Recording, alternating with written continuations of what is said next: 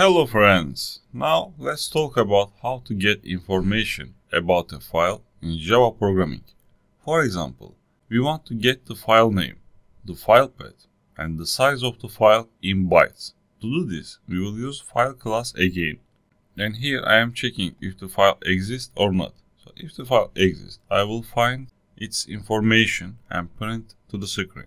So first we print the name of the file using the method getName. I can say I delete this name. I just say name. So after I use plus operator for combining. So what's my object name? My file. So after that I use get name method. That's all. So I copy these and I paste 2 times. Alright. Next, let's get the full path of the file. So we use the method getAbsolute_path for this. GetAbsolute_path. So I say path. I print path. Alright.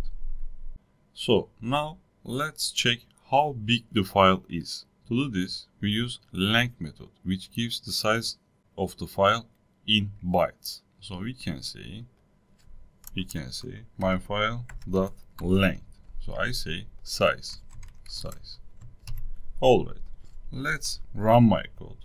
Let's run it. You see, my file name is text.txt, path is this, and the size is 8 bytes. Alright, we finish our file operations. See you in the next lesson.